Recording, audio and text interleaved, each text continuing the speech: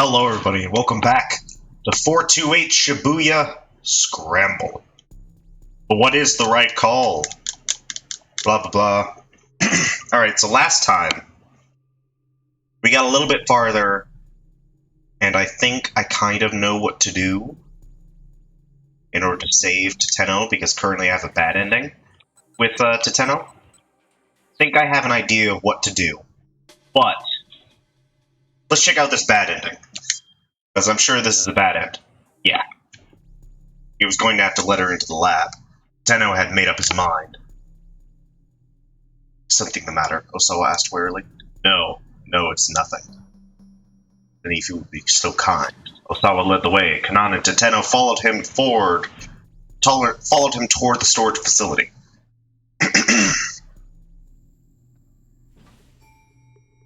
Ding. It took about 20 seconds for the elevator to reach the first basement level. The biohazard storage area was evidently fairly deep underground. The doors opened to reveal a long, straight corridor. There was a door at the far end, with a device at one side for checking IDs. Kanon approached the device, setting the laptop she borrowed from the security room on the floor in front of it. She affixed a scrap of paper with Kenji Osawa's password written on it to one side of the monitor. Then she connected a series of cables to both the laptop and the device. Tateno kept his hand on his holster as he watched her work. Kanon began to slowly tap away at the keyboard. Her screen displays a series of numeric values that changed with each keystroke. She checked the changes carefully, timing the movement of her fingers according to some formula. The device let out a warning sign and the display lit up. Incorrect password. The input had been rejected. Was this really going to work? Tateno felt his impatience growing. Osawa's face showed a similar unease. Kanon turned to look at them. How many failed attempts are we allowed? 2, I believe, Osawa answered. After a third failed attempt, the storage area is locked down and can't be reopened without further input from the full board of directors. Kanon had already resumed typing before he finished speaking. There's a very slight difference in power consumption from the device when it processes a correct password compared to an incorrect one. There's a minuscule difference in the time it takes to run the process as well. If I can analyze those and compare them, Kanon's voice trailed off. She continued working. There was another warning sound. A second failed attempt.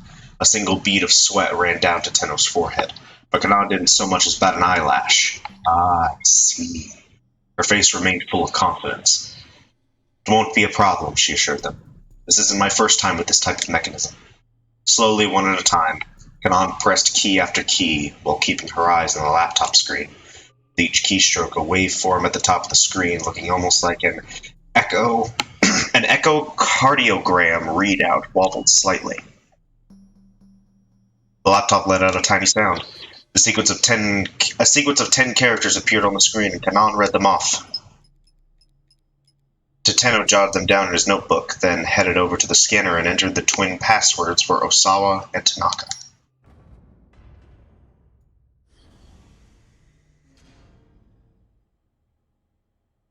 The door opened.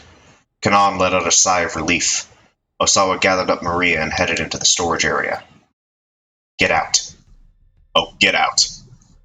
As soon as Osawa and his daughter went out of view, Tateno drew his pistol. Kanon arched an eyebrow. What do you think you're doing? Just get out of here. Tateno pointed the barrel of his gun at Kanon's face. Silently, she did as she was told, turning and walking toward the elevator. He followed a few paces behind. She gave no hint of resistance. Now Tateno needed to let Stanley know that she'd successfully opened the laboratory door. He pulled out his cell phone as he followed her into the elevator. As soon as she did, Kanon pressed herself flush against the wall. A sudden explosion from within the corridor sent Tateno careening off balance. He slammed into the elevator wall. Then, as he lay in a daze, the elevator doors drew slowly closed and the cab began to rise upward. Tateno could tell that the impact had broken several of his ribs. Blood rose up from his throat and filled the inside of his mouth. He felt his grip on consciousness fading, but he managed to open his cell phone. Stanley, please, pick up. He jabbed his thumb hard on the call button. Stanley here. What's going on? Hey, has something happened? Hey, answer me! But it was too late for Tateno even to hear Stanley's voice.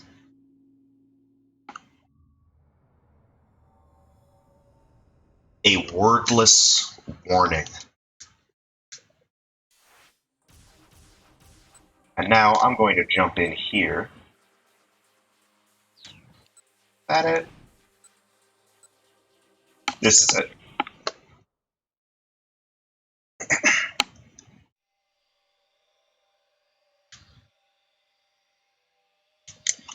He had to protect the lives of the people nearby. As much as he wanted to apprehend this criminal, he couldn't sacrifice innocent people to do it. Kano caught one of the vials deftly in both hands.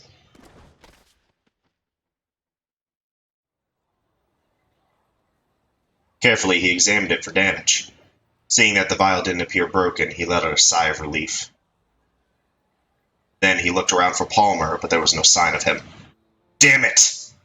The mastermind had gotten away, vanished without a trace. Amidst the frantic crowd of the Scramble, a lone criminal could blend in an instant, becoming just another pedestrian. Trying to find him now would probably be a hopeless endeavor.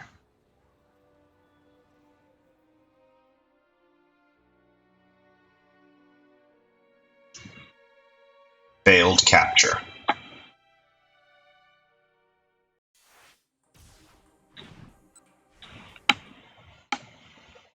Alright.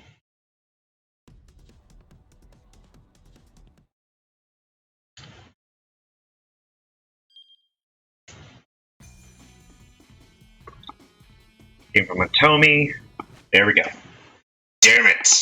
Achi launched into motion, ignoring the searing pain in his leg, but the final vial was so far away. They were done for. He was sure of it. A pair of hands shot out and safely grabbed the falling vial.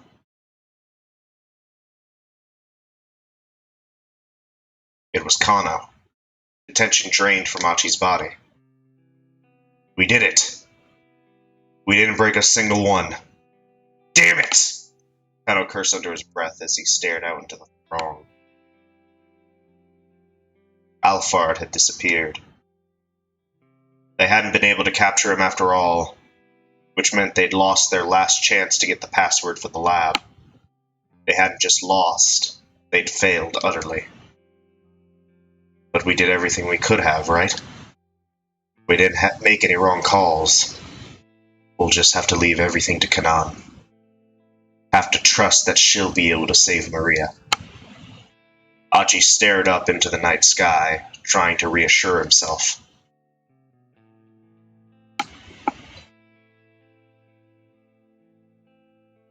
Failed capture.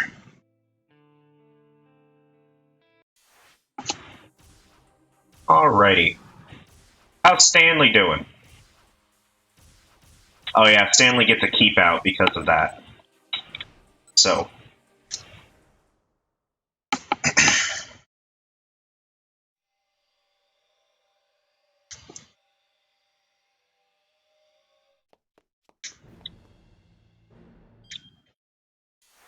There we go.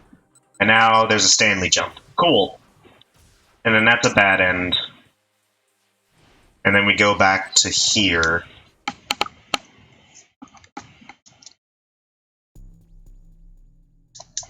What was the right call?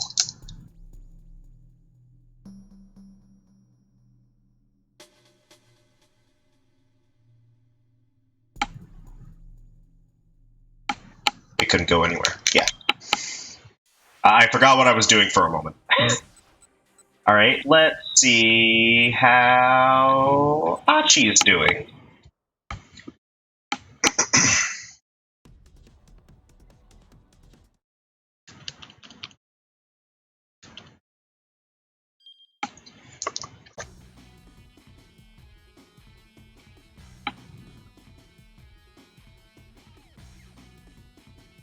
Alright, here we go. Okay, there's the bomb. Before he could complete his sentence, a massive explosion blasted Achi off his feet. Tiny bits of metal tore through his arms, legs, and torso. He crashed to the ground and crumbled like a tattered rag. There were screams coming from all directions, but as Achi started to fade from consciousness, the voices got softer and softer. He saw a bloodied arm stretched out before him. This seems basically the same as the previous endings had been, or the previous explosion ending had been. Then both hands subsided into stillness. But it's slightly different, so is it a different ending? A mysterious explosion. Possibly?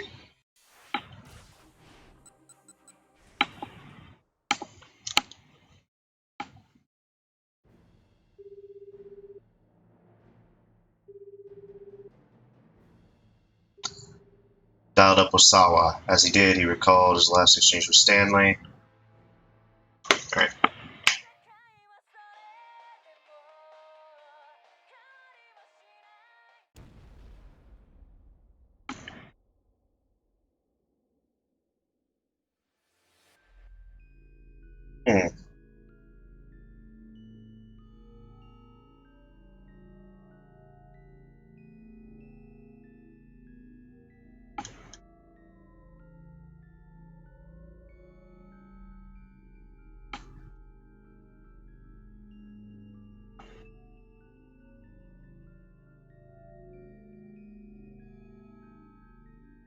No answers.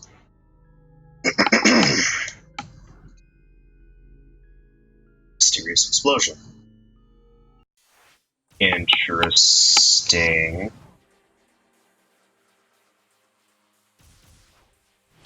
How are you doing, Jack?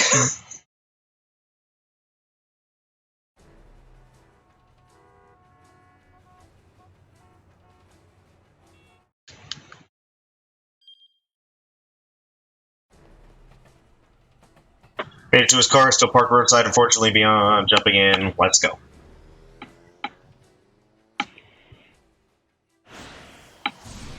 No, he's just at a keep out.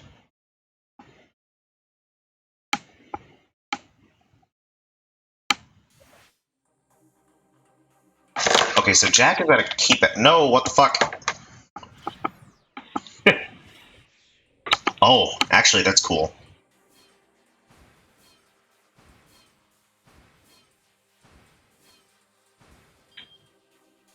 You know what? Cool. Anyway, okay, so everyone is stuck until Tateno gets out. And the only way for Tateno to get out is for Stanley to give him a different warning. A different warning that won't cause him to shoot. Find some way to stall until I get there. If she realizes we're onto her, we're done. You're done for. Stalling means not shooting. Which means that's keep out, and that's continue. That's bad end at the moment, but Tateno lives at the moment.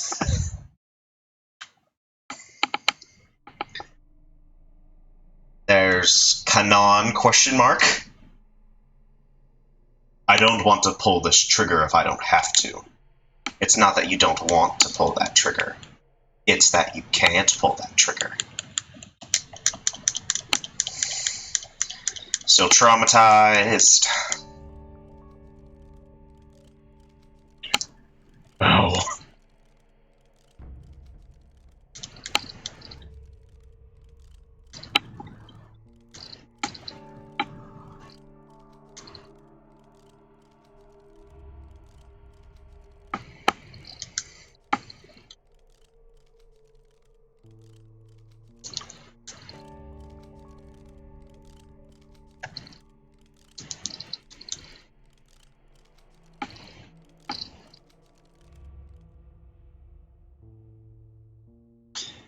Tony's final moments flashed through Tateno's eyes.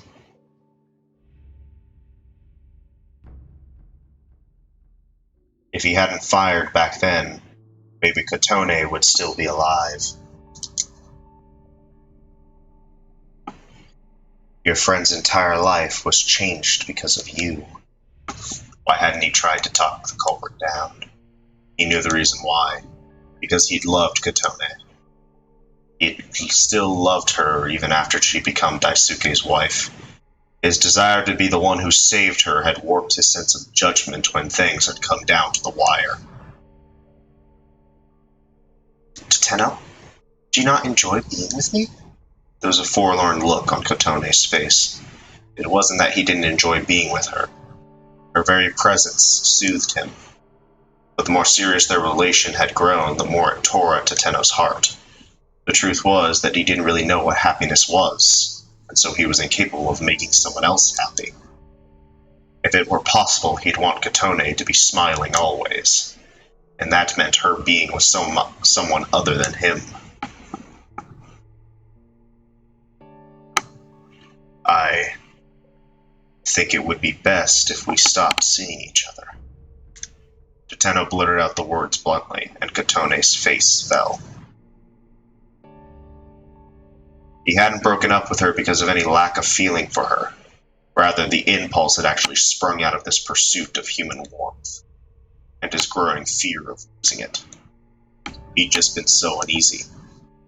More than anything, he'd been afraid that he wanted too much love and affection from Kotone.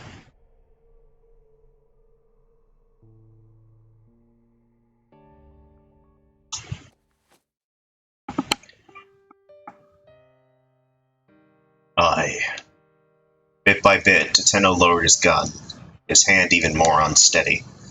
His heart was on the cusp of breaking. Still, Kanan continued with her diabolical whispering. You can go ahead and kill me. But if it turns out that I'm not Alphard, what then? Now she stared at Tateno with an almost pitiable look. You'll have once more done something that you can never undo. Something I can never undo.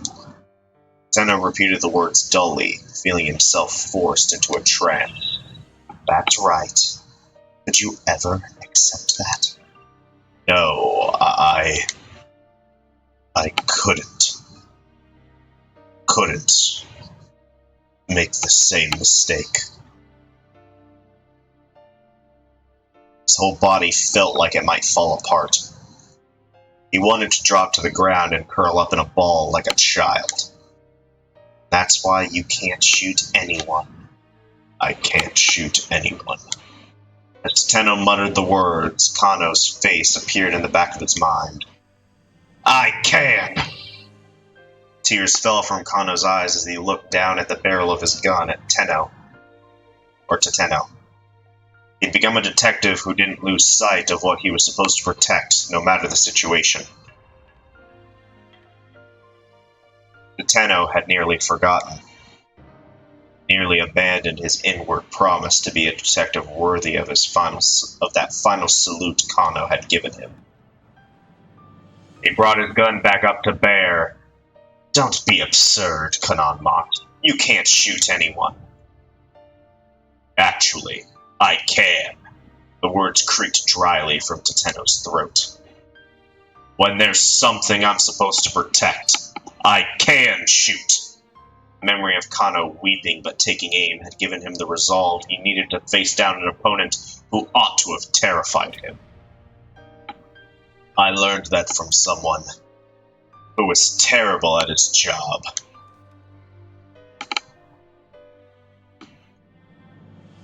Kanan's eyes went cold. Immediately, she lifted up her gun again. Once more, their eyes locked, sparks of hostility crackling between them. But almost immediately, Tateno could sense the difference in skill between his opponent and himself. The young woman radiated a deadly aura. The force of her stare was like a knife pressed to his throat. She had borne witness to carnage and bloodshed, the likes of which he couldn't even imagine. He couldn't win this. She would kill him, guaranteed. Tateno braced himself for death, never taking his eyes off Kanan's. If nothing else, he wanted to buy time for Kano to get that password. But could he do that, given the opponent he faced? Yes. Somehow he would do it. As a detective. As a man. Even if he had to give his own life to succeed.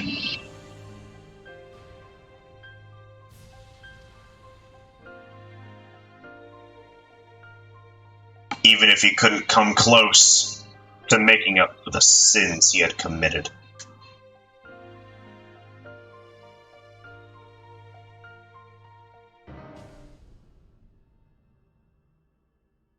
End of his story. And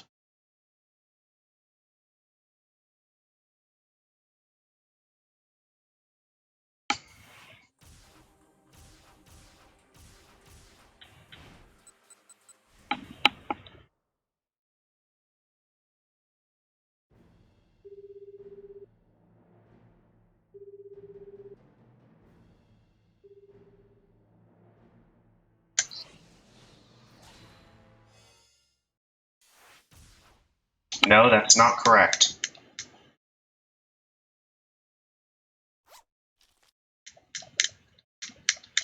I didn't think that was correct. And how do I get back to Jack?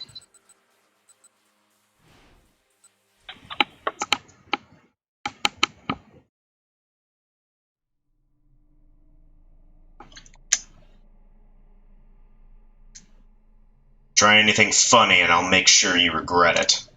Kept his gun trained on the center of her chest. You can't shoot me. You're still traumatized from that time you let your friend's wife die. How? And the same stuff happens. Calling Hitomi.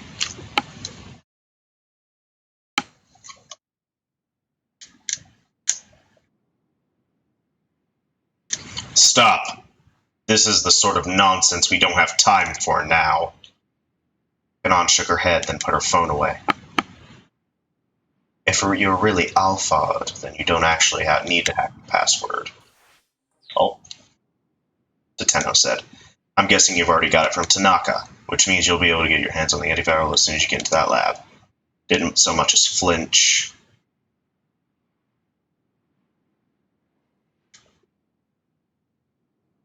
You dare want to eliminate Hitomi, that's why you lured her down to the Scramble. Am I wrong? How am I planning to get rid of her? Using a so-called substitute Alphard or something? Yes, that's right. Tateno couldn't be certain. You know the first thing about Alphard.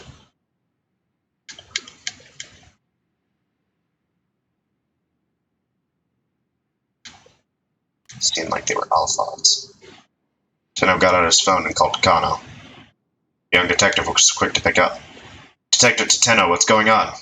You need to get Hitomi Osawa to safety immediately.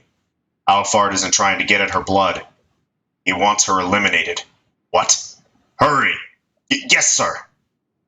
Once he'd gotten Kano's confirmation, Tateno hung up. Oh. So that stuck, but these actually change. Okay. And now your little plan has been foiled, Tateno said. Kanon snorted. Has it now? If I really am Alphard, then all I need to do is eliminate you here and head right into that lab. Even without her gun raised, she still radiated intimidation. Okay, now everything is the same. Here we go.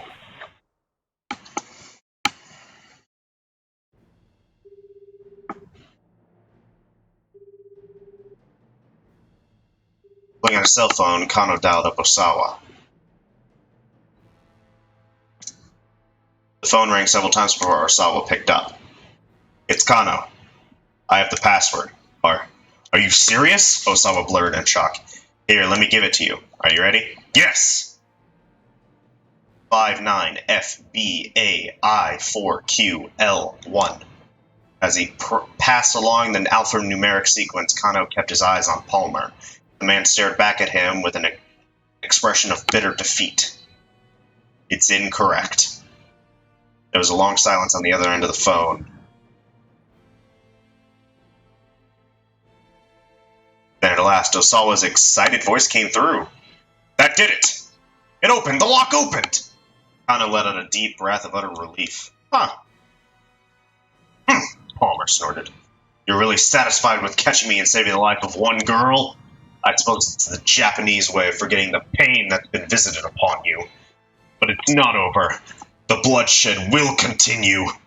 All over the world. Women, children, the elderly, innocents, all will bleed. Because absolute justice is on our side. Is that right? Kano drove his fist into Palmer's face. There was no such thing as absolute justice. It was the kind of blind faith that kept the world in conflict. Well, this sure is quite the mess. Rolling around in surprise, Kano saw Kuze standing there. Director Kuze! He bowed his head apologetically. They may have apprehended the criminal mastermind, but only because he'd ignored a direct order to place Maria under quarantine. I'm sorry, sir, but I... Save the apology, Kuze interrupted. You're the one who solved the case. You did good, kid. Once again, Kano bowed, this time even more deeply. Oh, and one more thing, Kano. Yes, sir? Sasayama has regained consciousness. I thought you'd like to know. Sasayama? They were able to save him? I got a call from the hospital. Looks like he's going to pull through. That's great! Really great news. Tears of relief came to Kano's eyes. And if Osawa was able to get the lock at the lab open, he should be able to get Maria the antiviral without any further difficulty. Kano dragged Palmer to his feet, then undid the handcuffs from his own wrist, using it to properly bind the captive. The metal ring snapped shut with a soft, satisfying click. Palmer limply hung his head. It was over. It was all finally over. It really had been quite a day, Kano reflected. Beyond all the challenges he'd faced, he was coming face to face with his own shortcomings. He had come face to face with his own shortcomings. Now he knew what a long way he had to go to be the man he wanted to be. But at least he'd learned what it truly meant to be a detective. Kuze was muttering to himself nearby. I mean, you don't even look alike, but... The director shook his head and cleared his throat. You know, Kano, for a second there you looked just like Tateno. Really, sir? Kano smiled, fussing sheepishly with his hair. Kuze's words were the finest praise he could have asked for. Someday he hoped he really might be a detective like Tateno. No, he decided he would be. And until then, he'd never give up on that dream. It might be a long, long road, but he would walk it. Kano looked up into the sky. The neon lights of the city shone from all over. This was the same old Shibuya that it always was, but one that he looked at now with new eyes.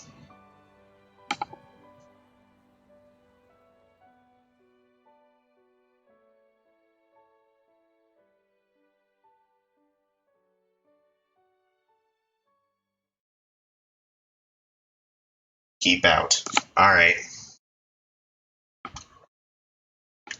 So all that's left now is Achi.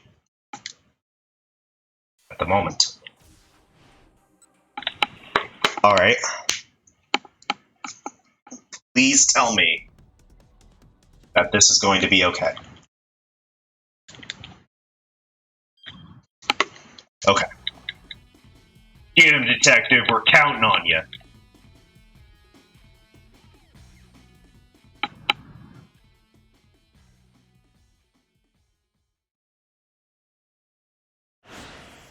What?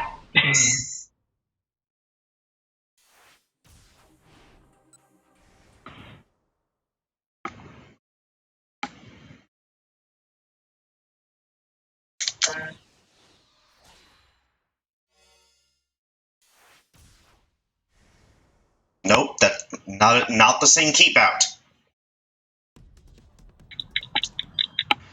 Oh, fuck!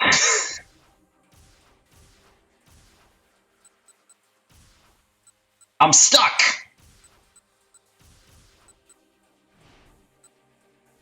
Hang on. Alphard's composure. Seems so confident.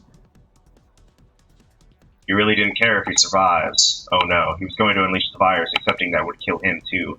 Alphard met Achi's eyes, and seeing the haunted realization there, the terrorist flashed a wicked and triumphant grin. Enough of the high and mighty act. He began to stomp toward Alphard, but he didn't reach him in time.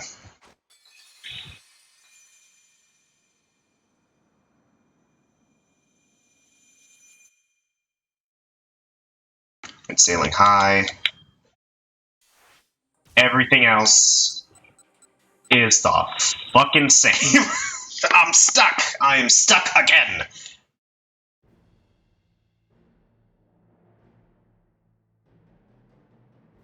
I'm getting revenge for my partner.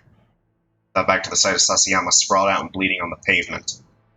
Thanks to the man's scheme, his partner was now teetering on the brink of death. Alphard should pay for that.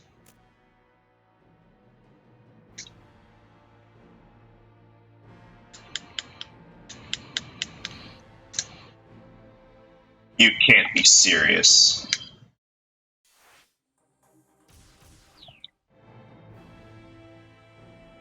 The password. You value your life so little? This is a keep out.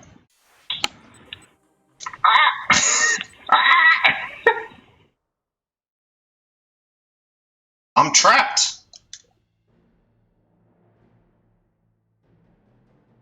I just want to know the password. That's really what you're after. Then you can't kill me. Palmer and Kano locked eyes, both refusing to back down. The scent of gasoline fumes filled the air around them. Kano knew that the slightest part could set off a massive fireball.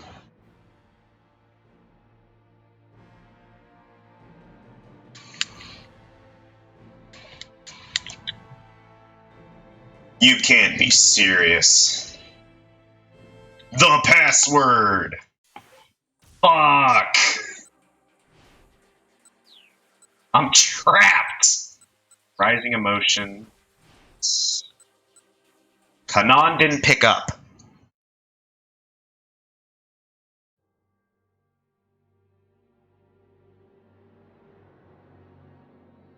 At this point, they couldn't count on Kanan anymore. Kano rushed into action. Freeze! Scattered in fear. Everything's the same.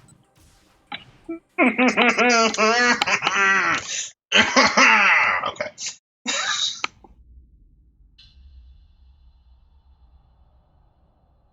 You can't let that loose here. And why is that? Because if you do, you'll be infected too. True, but so will all of the innocent bystanders around us. A thin smile crawled across Palmer's face. Did you come here to carry out a suicide attack, Mr. Alphard? Hardly. I have no desire to die here. All I want is to get a little of that girl's blood and then go quietly on my way. But that all depends on you, doesn't it? Overflowing with confidence. I'm trapped. Wait. Wait, am I stupid? Hang on, I might be stupid. I might be stupid.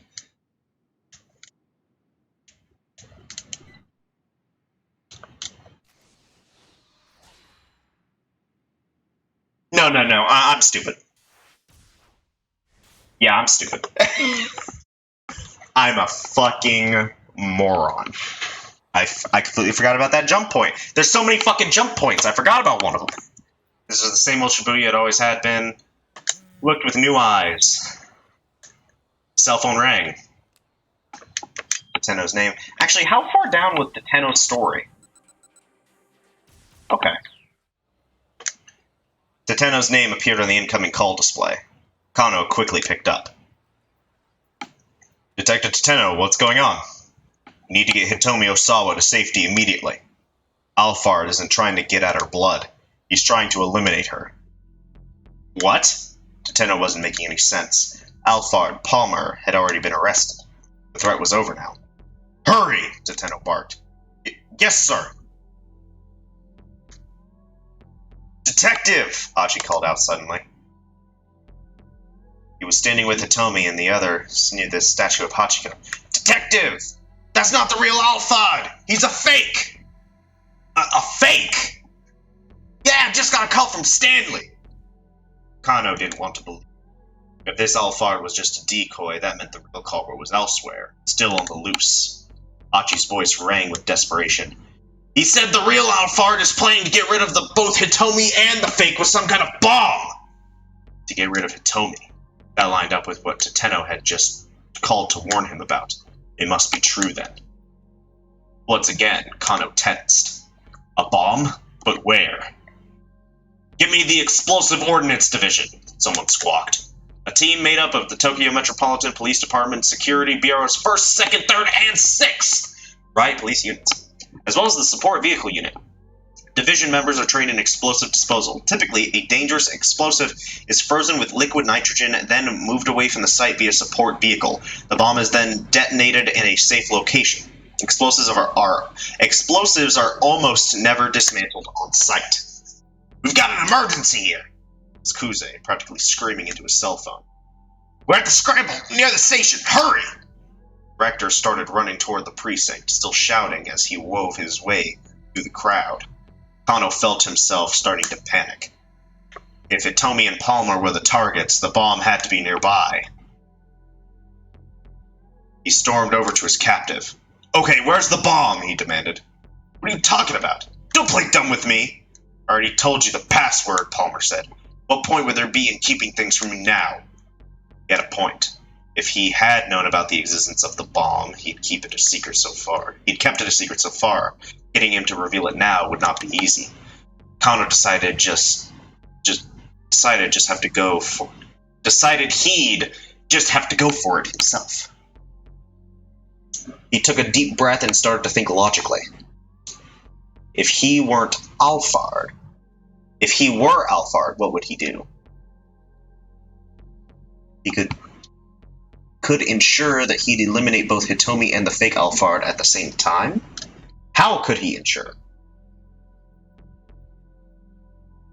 Where would he plant a bomb in order to pull that off? On the fake, on Hitomi.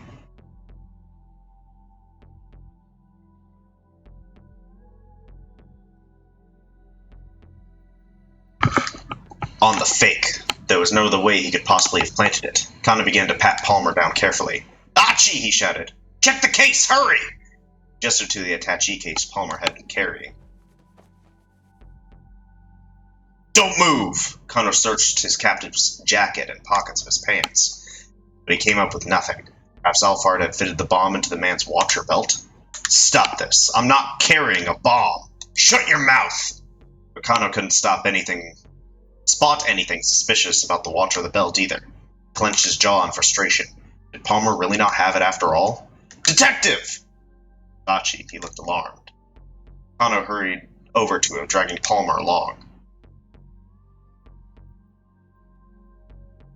When he looked inside the attaché case, Palmer's face went pale. No, it can't be! Alphard, why? His voice was hoarse with betrayal. Then he abruptly broke into stilted laughter. Trusting someone really does make you blind. Such a simple, childish ruse. It went right under my nose. Palmer looked over at Kano. Need to get out of here immediately, he said. That right there is C4. A plastic explosive created for military use. The chief component is RDX. That fucking thing that I'm not even going to attempt, which is combined with a plasticizer such as dicytyl sebacate. Fuck me. Is it highly reliable? It is highly reliable and is used by many military forces around the world, most notably the U.S. Armed Forces. a high-yielding plastic explosive used by the military. That's enough to blow this whole area to smithereens. A chill ran up Kano's spine. Do not let this man go, he said, handing Palmer over to Susumu. Got it. Just leave it to us. Susumu signaled to his followers, who immediately dumped Palmer unceremoniously on the ground. Kano carefully inspected the inside of the attaché case. Achi had found a false bottom in the case. The space beneath it was indeed packed full of plastic explosives. Set within it was what looked like a detonator. Kano didn't know much about bomb disposal. He'd only been taught the very basics during his police academy training. Nonetheless, something drew his eye. A microphone? There was a parabolic microphone attached to the detonator. In all likelihood, the detonator had been set to go off in response to some sort of sound. Hey, detective, is that thing going to explode or not? Achi's voice was shaking. Looks like it's sound activated, but it hasn't gone off from having people talking nearby. That means it must be set to explode in response to a specific sound trigger. A specific sound, huh? Achi took a moment to think. That's it! It must be Hitomi's ringtone. That's why Stanley had me power her cell phone off. So that means we're safe then? Hitomi asked. It's not going to explode anymore, right? Kano had to fight back any feelings of relief. They couldn't forget that this Alphard they were dealing with. Assuming they were safe would be a dangerous mistake. Carefully lifting up the detonator, Kano spotted another cable connected to the bomb. As calmly as he could, he tried to remove the plastic explosive from the attaché case. He quickly discovered that the thinly stretched sheet of plastic explosive was only an intermediate layer concealing a second false bomb. A small timer had been set beneath it. There's not just a sound trigger. Kano's mouth had gone dry. His voice came out as a whisper. The bomb has also been fitted with a countdown timer. Stanley had been right on the mark. The ringtone of Hitomi's cell phone would trigger the explosion. That way Alphard could eliminate both her and his stooge, Palmer, at the same time. Just in case the sound trigger were discovered. As a backup, the bomb had also been triggered to explode after a set time. Kano speed dialed his boss. Director Kuze! Where's the bomb squad? 150. Not even 2 minutes left to go. Didn't look like the explosive ordnance unit would make it in time. Kano scanned the area, weighing his options. He noticed Achi standing right beside the bomb case. Achi, he called out. Leave that thing and get out of here! But Achi didn't move. No way! He sat down, the attaché case cradled in his arms. Achi, what the hell are you doing? I'm not going anywhere until everyone's made it to safety. Detective, you need to get these people someplace safe right away. Clear the area first, then I'll go. But there's no way I can do that. Damn it, don't you want to save these people too? Kano bit his lower lip in frustration. Achi was right. If the bomb went off amidst a crowd like this, there was no telling how many casualties there'd be. He needed to do whatever he could as quickly as possible. Get back! Everybody get back! Achi shouted at the top of his lungs. There's a bomb! Everyone get out of here! Just run! Following his lead, Kano started directing nearby civilians to safety. Hitomi, Susumu, and the others added their voice to his. There's a bomb! Everybody run! Get away as fast as you can! Please, you have to get out of here! But the crowd wasn't listening to their warnings. On the contrary, some people hurried closer to see what the commotion was all about. It was no use. They were out of time. Kano had to save Achi at least. He turned back to him and called out. Achi, that's enough! Leave the bomb and let's go! Achi! Hitomi shouted. Come on! But Achi only clutched the bomb more tightly. What are you doing? Kano screamed. Come with us! Hurry! Still, Achi would not move. Susumu's face went pale. Wait! Achi, your leg! What about my leg? Earlier, when you kicked that steel pipe! What the heck? Finally, Kano understood. Wasn't that Achi didn't want to move. He couldn't move. And so he decided to get all heroic and use himself as a human shield to minimize the impact of the explosion on everybody else. That idiot, Kano muttered. If his leg was busted, why didn't he say so? How did he even make it this far? There couldn't be much time left. If Kano rushed to help him now, he might not make it to safety before the bomb went off. He had to make a decision. Kano ran for Achi anyway. He couldn't just abandon him. Achi was being an idiot. He wanted to sacrifice himself for the greater good, but Kano wasn't going to let him do that. To have someone else be your shield, to have them up and give their life for yours, Achi had no idea just how hard that would be on the people he left behind, even if it did save their lives. And until he was capable of comprehending that, Kano wasn't going to just let this kid die. He reached Achi in a matter of moments and grabbed him by the shoulder hard. Let go of the case! Now! But Achi reflexively hunched lower. The hell are you doing, man? Why'd you come back here? Just come with me. We have to get out of here. Look, you need to run. I can't move. Oh, you've got to be kidding me. Kano squatted down and looked Achi right in the eye. Okay, you can't move on your own. So I'm gonna help you move. And unless you want to kill me too, you better cooperate. Damn it! Don't be a fool, man! Strength ebbed from Achi's hands. Wasting no time, Kano pulled the case away, then slipped an arm around Achi's side. Their legs got entangled as Kano dragged Achi to his feet. Come on, run! The detective shouted when they were upright at last. They needed to get as far away as possible in the few seconds they had left. Kano didn't know how big the explosion was going to be. Palmer had said it would be enough to blow this whole area to smithereens, though, and there'd be true terror in his voice when he said it. They just needed to keep moving, keep running as far as their legs would take them. Achi! Hitomi shrieked.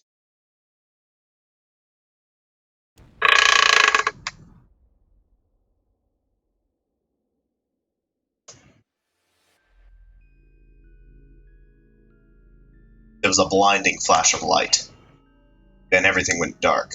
The force of the blast robbed Kano of his senses. He couldn't tell what happened to Achi. And in the end, Kano never even knew what cut his own life short.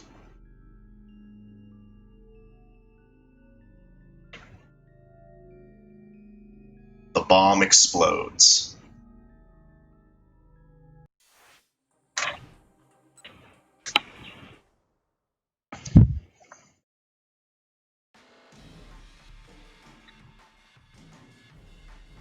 He couldn't just rush in without a plan. A detective needed both a cool mind and a fiery spirit. And the more heated the situation was, the more he needed to stay cool. He could feel the muscle in his legs begin to stiffen. He did his best to slow his racing heartbeat as his mind sought desperately for a way out of the situation. But his eyes remained fixed on Achi, holding that bomb in his arms. Knowing that it could explode at any moment made it almost impossible to think. The harder he tried to calm himself, the more his panic grew. He cursed himself for not leaping into action immediately. He should have acted before thinking. That was the only thing he was good at. Still, he stood frozen, staring at Achi. Then he felt the hairs rise up on the back of his neck. White smoke was pouring from an approaching van. The vehicle teetered to a stop along the shoulder of the road. Still, the smoke spilled out, roiling from the partly opened window. Kano could feel a strange chill in the air. Is that? Instinctively, he rushed towards it. Dry ice. Peering through the minivan's window, he saw a clunky, box-shaped device in the back. It was rumbling fiercely, spitting out an unending mound of white clumps. A dry ice machine. Hey! Kano yelled, banging hard on the door. Open up! By freezing a bomb that used an electronic activation trigger, it was possible to kill the battery cell and deactivate the detonator. The explosive ordnance team used liquid nitrogen, but maybe dry ice would work as well. Ah, fuck. Talking is fucking killing me, dude. Nitrogen that had been cooled to a liquid state with a temperature below negative 195.8 degrees Celsius. It can be poured onto explosive to stop the function of components such as the battery cell for the detonator. However, in situations where the surrounding area can be safely secured, it is possible to destroy the explosive via detonation rather than simply arrest its functions. Carbon dioxide in its solid state, because it evaporates at negative 79 degrees Celsius at standard atmospheric pressure, it must be kept refrigerated or it rapidly dissipates into mist. Thus, its use in smoke/fog machines. The odds of dry ice being able to stop the detonator or a bomb are quite low. Battery cells do lose electromotive forces in a sub-zero environment. There is no guarantee that this would actually work. There were 3 men inside the vehicle. Kano shouted at one in the driver's seat. "I need to borrow that machine!" Huh? The man replied in a lethargic growl. "No way, man. We haven't even paid this thing off yet." There was no time to explain or negotiate. Kano was just going to have to take it by force. "Hold it right there!" Another man appeared suddenly in front of the vehicle. The pushy fellow Kano had run into at the scene of the explosion. "You guys are that Wandering Angels theater troupe, yeah?" he said to the van's occupants. Episode 6, the finale. The minivan carrying Tozuka, Bondo, and Amo veered wildly through the streets of Shibuya, leaving a trail of white smoke in its wake. The trio, now definitely impaired by oxygen deprivation, came close to causing several accidents. Teetering on the brink of consciousness, they were still trying to reach Endo Electronics when they ran into Kano and his companions instead. After Kano takes the machine off their hands, the three will happily head back to the theater, clean up, crack open some beers, and look back over one long, crazy day. He pointed at the dry ice machine. "That thing's defective. The guy from the electronics store said he'd refund your deposit." "Huh? Real?" "Yeah, he told me to tell you that the machine has been recalled. We'll bring it back for you, so hurry up and open the door." Yeah, okay." Newcomer helped the 3 men unload the dry ice machine from the minivan, then he turned to Kano.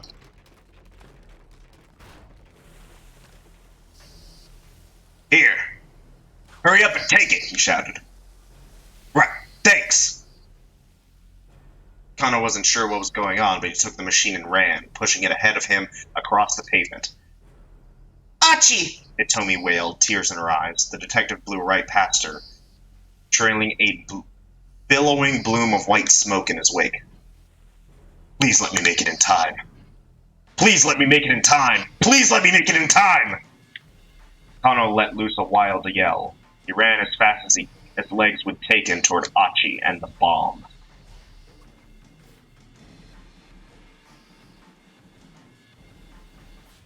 To be continued.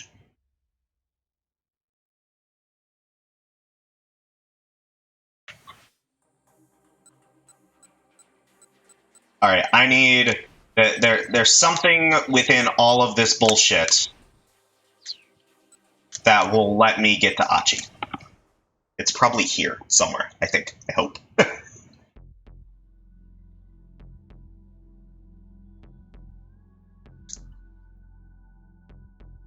On Hitomi. That way he could be certain he'd at least eliminate her. Now that Hitomi carried the antiviral within her body, Alphard couldn't risk letting it go. If other terrorists happened to find out about her and managed to get hold of her blood, it would undermine everything he'd done. Whether he succeeded or failed at getting the antiviral from her, killing Hitomi must have been part of the plan. "Pardon me, miss," Kano said. "I just need to search you real quick." Hitomi hesitated, then gave a firm nod. "Achi, keep an eye on this guy," Kano called out, gesturing at Palmer. "If he tries anything funny, feel free to punch his lights out." "Okay, sure thing." Kano carefully scanned Hitomi from top to bottom. A cursory look was enough to tell him that there wasn't anywhere on her person a bomb could feasibly be hidden. Nonetheless, he did a pat-down search, just to be sure. She had her cell phone in her pocket, but beyond that, she wasn't carrying anything else of note on her person. "Did you buy all of that jewelry and accessories you're wearing yourself?" "Yes, most of them. The ring I got from my sister." "What about your clothes?" "Oh, I bought them just this afternoon. The top I was wearing from before got torn." I see." Kano sighed deeply. "No ball. It wasn't there." Was Kano's guess off base, or had Stanley just been jumping at shadows? Decidingly, he'd better check with the American. Kano got out his cell phone. Cell phone. Kano stared at his phone without dialing. That was it. People always kept their cell phones on them. If you plant a bomb on one, you'd be sure to eliminate the owner. Hitomi, you have to give me your cell phone. It's a bomb! The only explanation. He took the phone from Hitomi and went to power it on. Stop! Achi shouted. Don't turn that thing on! Why not? I don't know, it's just what Stanley said. He told me to make sure her phone stayed off. There was no doubt about it. This was it. On his own phone, Kano called Director Kuze.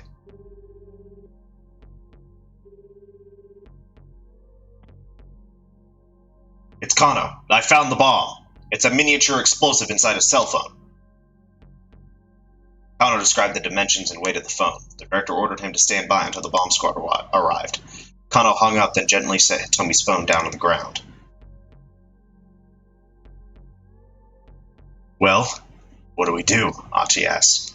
For now, just let me handle this, Kano said. We don't know when or how this thing might explode. You guys get out of here. But, look, just get out of here, Kano snapped. I'm just waiting for the explosive ordnance unit to get here. After that, I'll clear out right away, too. Don't worry. Alright. Achi took Hitomi by the hand and turned to go.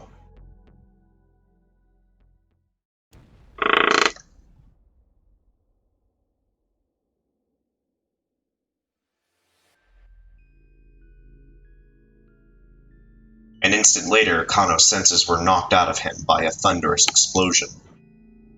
The blast was far too big to have come from something the size of a cell phone.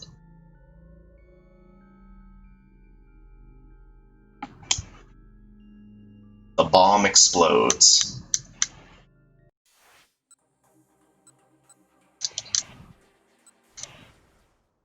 Alright, so where's the fucking bomb?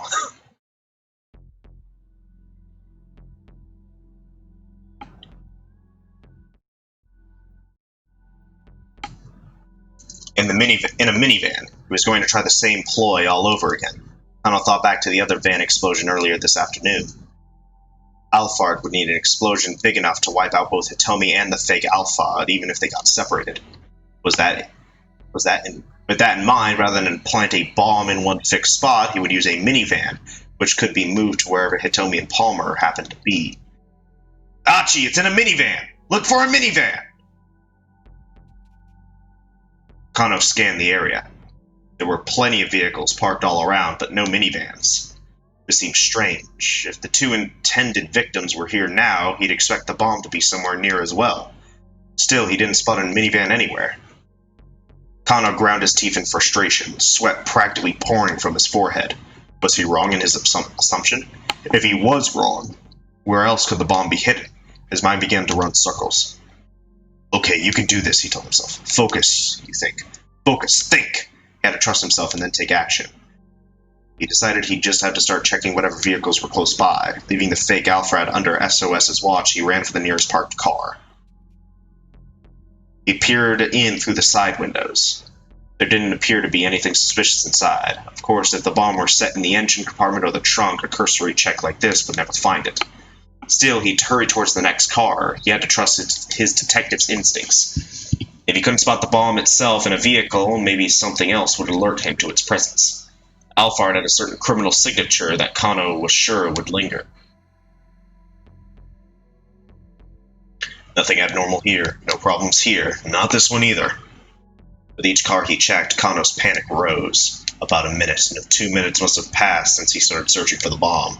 Already more than 15 had passed since Palmer had appeared on the scene. The detonation could come at any moment now. Kano felt he might crumple under the weight of fear. Might already be too late. He felt utterly defeated. And then he saw it. Small, boxy minivan, and it was racing right towards him. That was it. It had to be. The van drew steadily close, streaming a massive plume of white smoke. Kano sprang into action. Stop! Stop that vehicle! He rushed right into the minivan's path, bracing himself to stop it with his own body if necessary. The driver's compartment was filled with white smoke, making it obvious for him to see who was driving. The van might be unmanned, making it impossible. Stop! Kano shouted again. He knew it was probably pointless, but he had to try.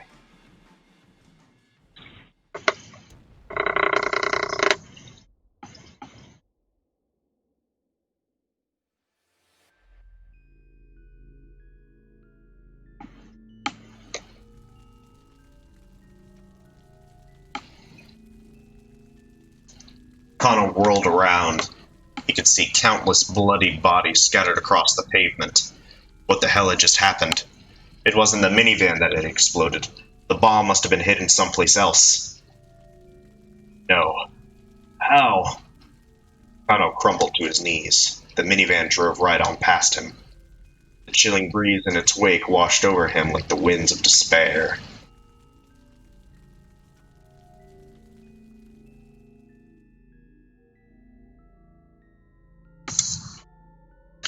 The bomb explodes. Alright, so it's not that choice. That choice actually has substantial consequences. It's on the fake. And then down here,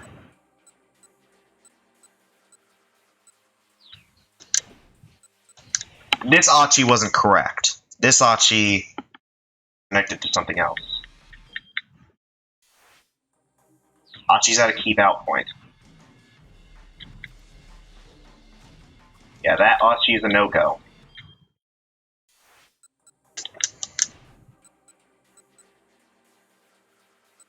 That Stanley is a no-go. Hang on, what about this Achi?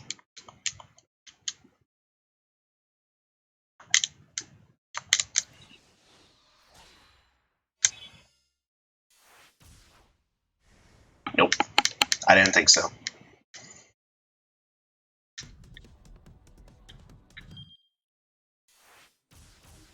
Alright, so where the hell?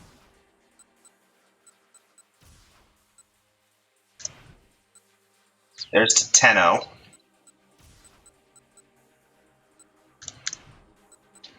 Kano.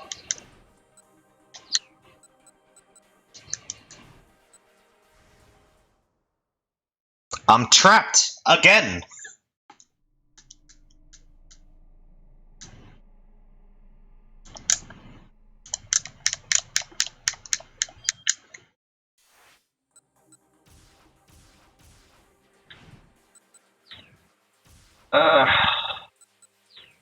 There's the keep out. That's Kano. Alright, I'm looking for something. Okay, Tateno is done. I'm looking for something that'll either open up Jack Stanley or Achi's side. But what could do that? What have I not done yet? Hang on. What have I not done yet?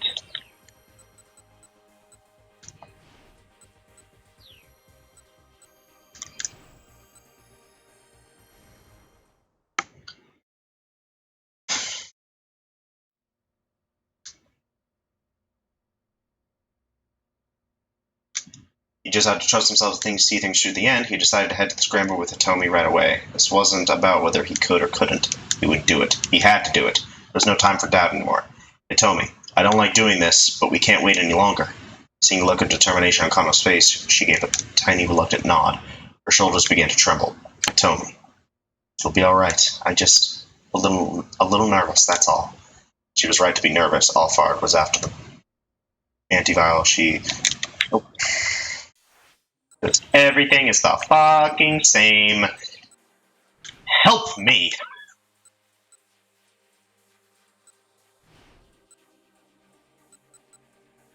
That Stanley is for, like, up here.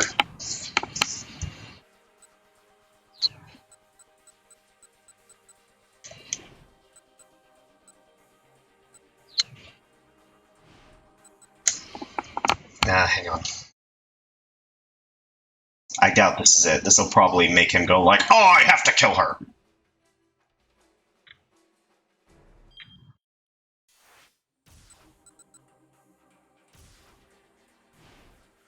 That leads to a different ending, it looks like. If you hesitate, she's dead.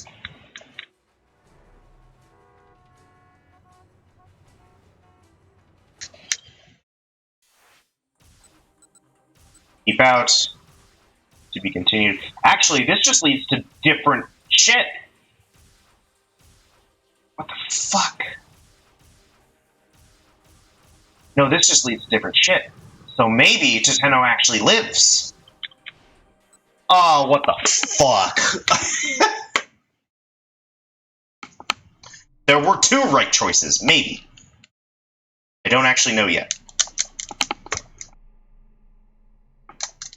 I don't want to push sugar if I don't have to. It's that you can't. You're still traumatized.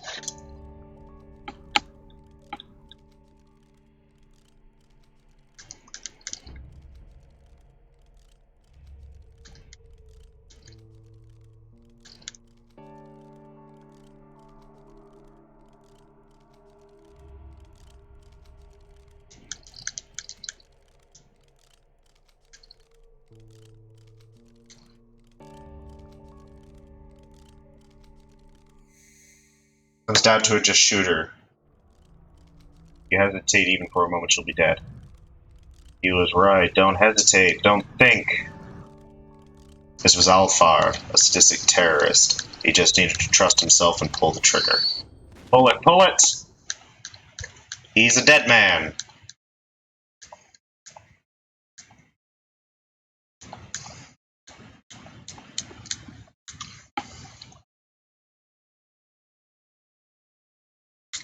Yeah, that's a bad end.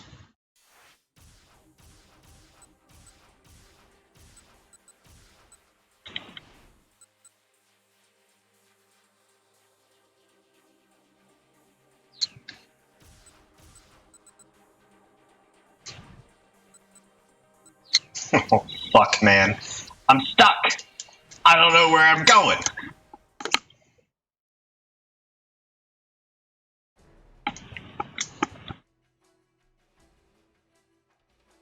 Find some way to stall. Like, that is the correct choice. Arriving at the lab. Don't let Kano in. Aiming at Kano. Oh shit, Stanley.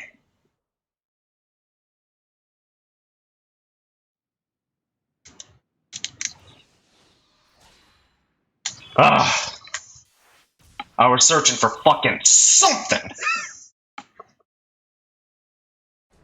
That took way longer to find than it should have. As he drove along, Stanley began again trying to deduce Alphard's plan of action.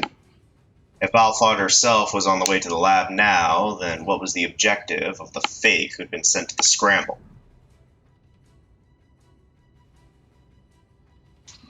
Act as a decoy. Surely that was the imposter's purpose. But it wouldn't be a simple matter of providing a brief distraction. Alphard had been careful to wipe out almost everyone she'd associated with in the past.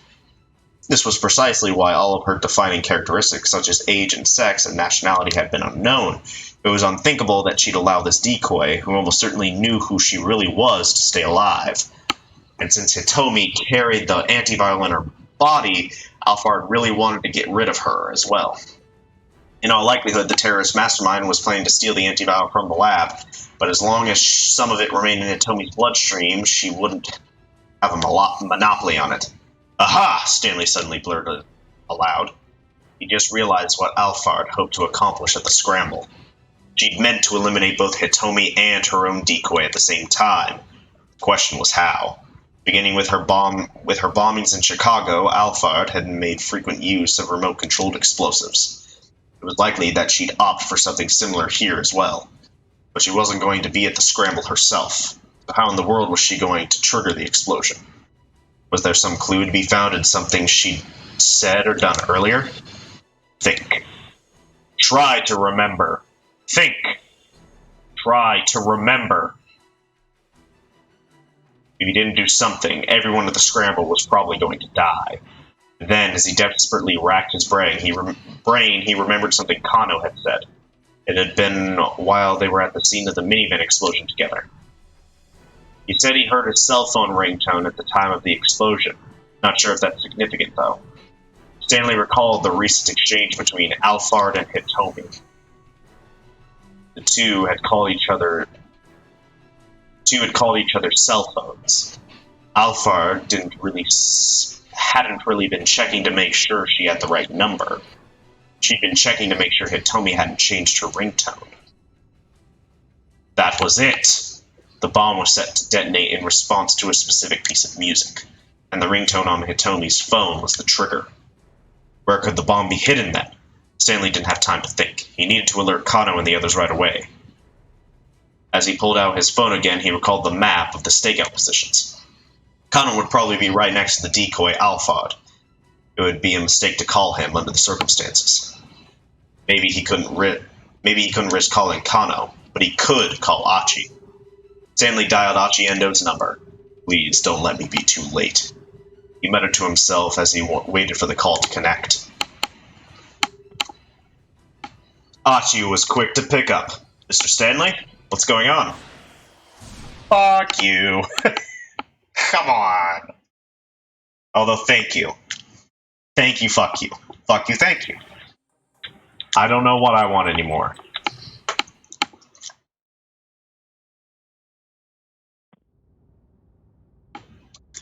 She picked up. Okay, here we go.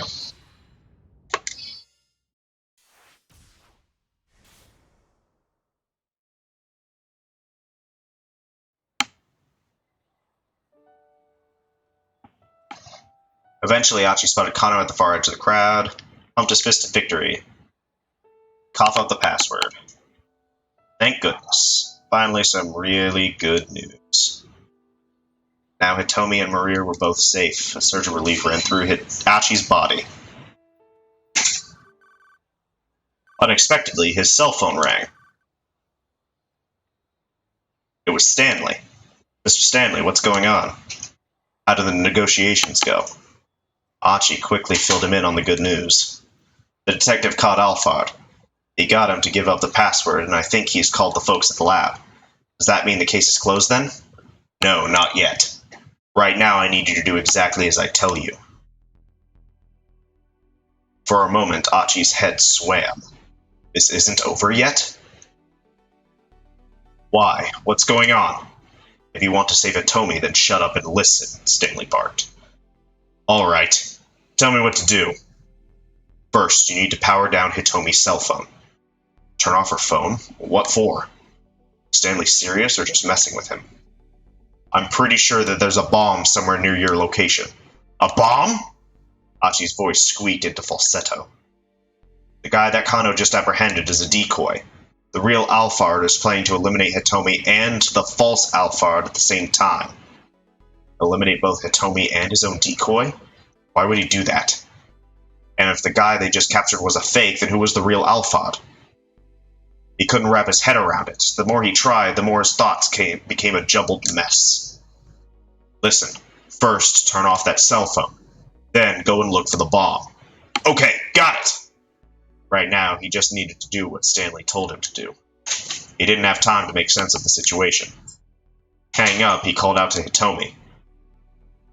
Hitomi, you have to turn off your cell phone. She stared back at him, too confused to act. Look, just hurry up and do it. Right, okay. Pulling her phone from her pocket, she switched the power off. Then Achi turned in Kano's direction. Detective! He shouted. Kano was looking toward him, seemingly already aware that something was amiss. Detective, that's not the real Alphard! He's a fake! A fake! Kano looked understandably shocked. Yeah, I just got a call from Stanley. He said the real Alphard is planning to get rid of both Hitomi and the fake with some kind of bomb! Kano hurriedly turned back to the fake Alphard and began a fresh barrage of questions. Meanwhile, Achi's mind was racing again. If the bomb was meant to wipe out both Hitomi and the imposter, it would have to be pretty powerful. It couldn't be anything particularly small. Where could the bomb be hidden then? Achi scanned the area but didn't spot any place that seemed plausible. Then his eyes Then his eyes happened to alight on the attaché case the decoy had discarded. Could it be? No sooner had his suspicions be aroused than he heard Kano called out to him. Achi, check the case! Hurry! He hurriedly opened up the attaché case and searched the interior.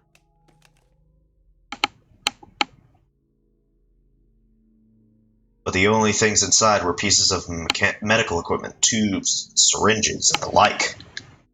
There was nothing that looked remotely like a bomb. Still, how else could the bomb possibly be hidden? Damn it!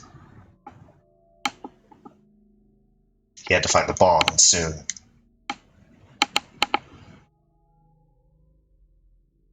He took another look at the case. I'll shake it! I'll smash it apart! Fuck it, let's go. The detective had it intended to hurl it against the ground. As he was about to throw it, he heard a faint metallic sound. Quickly, he lowered the case again. He was certain the noise had come from inside. Once more, he opened the case and looked inside, but still there was nothing of note.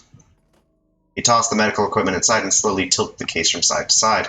Although it looked empty, there was a distinct sound of something metal sliding back and forth. Hold on, could it be? Achi tugged at the case's false lining, quickly tearing it free. When he looked beneath it, his eyes went wide. A thin layer of something that resembled white clay had been affixed inside the cover of the case. Several wires connected it to a small electronic device. This was it. The bomb really was inside the attaché case. Here it is! He shouted to Kano. I found it! Kano hurried over, bringing his captive with him. There, Mr. Palmer, take a look. When he saw what was inside the attaché case, the fake Alphard went pale. No, it can't be. Alphard. Why? His voice was hoarse with betrayal. Then, abruptly, he broke into stifled laughter. Trusting someone really does make you blind. Such a simple, childish ruse. And it went right under my nose. The fake Alphard Palmer looked over at Kano. We need to get out of here immediately, he said. That right there is C4, a high-yield plastic explosive used by the military. And that's enough to blow this whole area to smithereens. Blow the whole area to smithereens? Achi pictured Shibuya reduced to a blasted ruin. Meanwhile, Kano frantically began searching the inside of the attaché case. A microphone, Kano muttered. Hey, detective, is that going to explode or not? Achi tried and failed to keep his voice from wavering. It looks like it's sound activated, but it hasn't gone off from having people talking nearby. That means it must be set to explode in response to a specific sound trigger. A specific sound, huh? Now, Achi understood Stanley's instructions. That's it. It must be Hitomi's ringtone. That's why Stanley had me power her cell phone off. So that means we're safe then. Hitomi asked. It's not going to explode anymore, right? Maybe, but I wouldn't bet our lives on it. Kano continued examination of the case.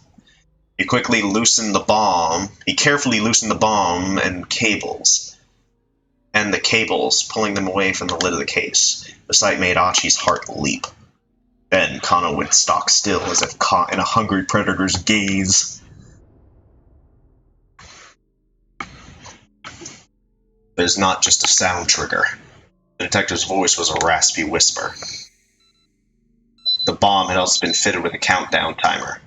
Achi could see the timer now. It had been planted underneath the plastic explosive. His blood ran cold. Director Kuze, where's the bomb squad?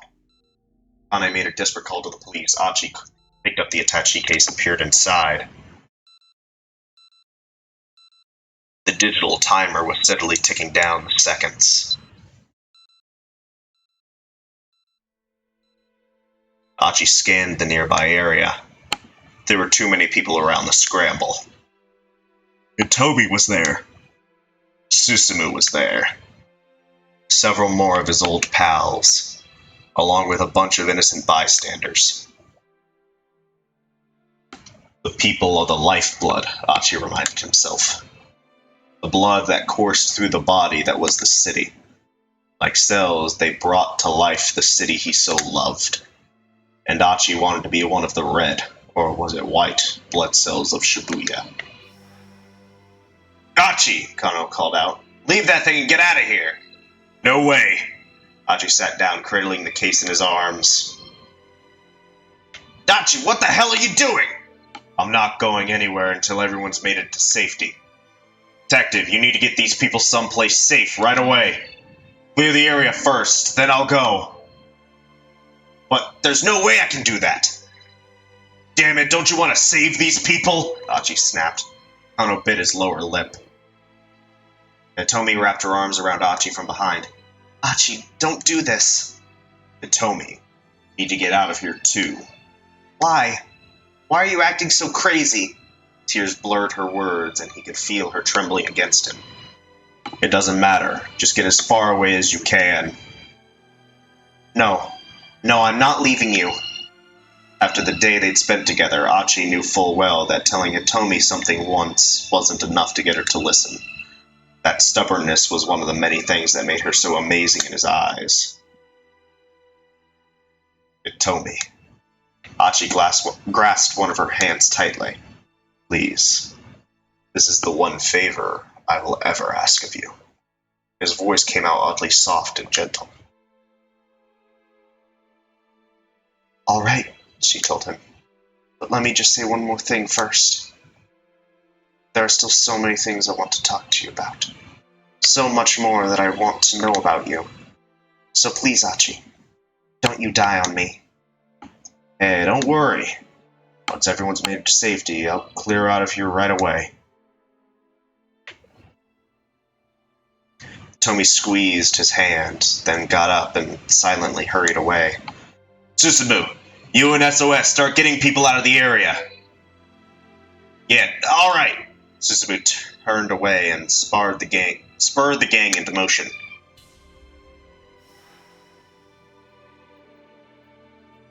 Then for an instant, Achi's eyes met Kano's. Achi gave a tiny nod and looked down at the timer. 1:19, 1:18. Get back! Achi shouted at the top of his lungs. Everybody get back! There's a bomb! He held the attaché case tight against himself as he continued shouting. He ran his voice raw, trying to warn the crowd away. Everyone get out of here! Just run! Following his lead, Kano started directing nearby civilians to safety. There's a bomb! The detective shouted. Everybody run! Get away as fast as you can! Susumu waved his arms empathetically. Please, Hitomi added. You all had to get out of here! But the crowd didn't heed their warnings. At last, apparently deciding that the timer was up, Kano turned back to Achi. Achi, that's enough! Leave the bomb and let's go! You could hear Susumu and Hitomi shouting as well. There's no time left, man!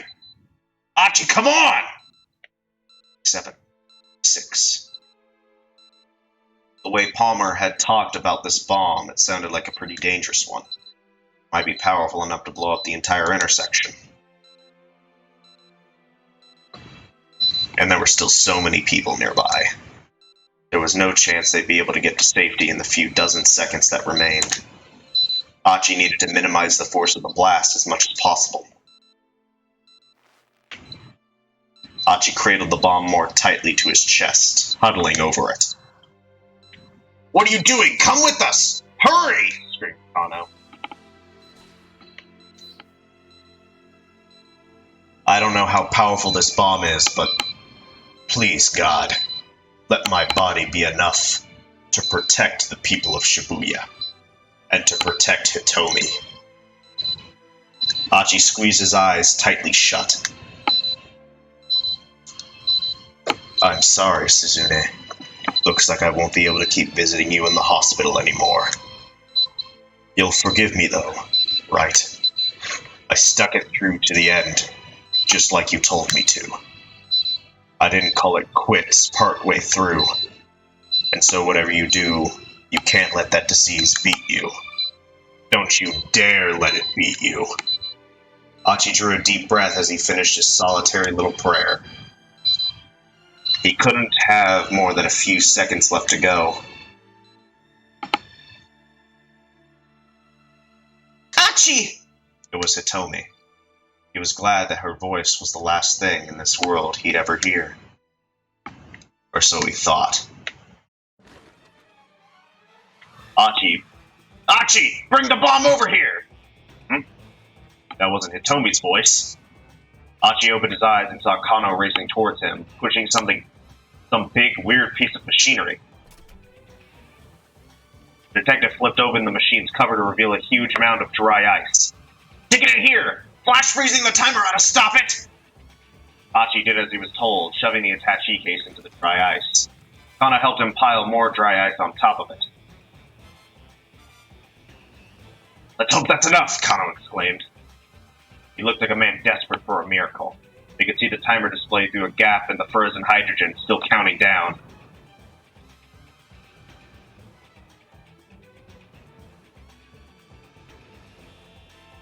Was this not going to work?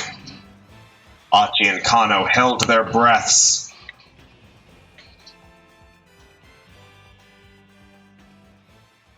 To be continued. My voice is in so much fucking pain. You have no fucking idea, man. Everything's to be continued. And then there's Stanley. I am once again at a fucking standstill. Maybe. I don't know.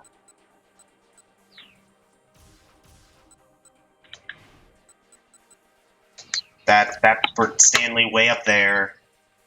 Oh, that's right. Stanley. Okay, yeah. Alright. So just gotta do Stanley and then continue onward, I think. But that's gonna be for next time. My voice hurts, and it's been an hour and a half, almost. Thank you all for watching, especially if you got this far. Stick around. There's a lot more to come.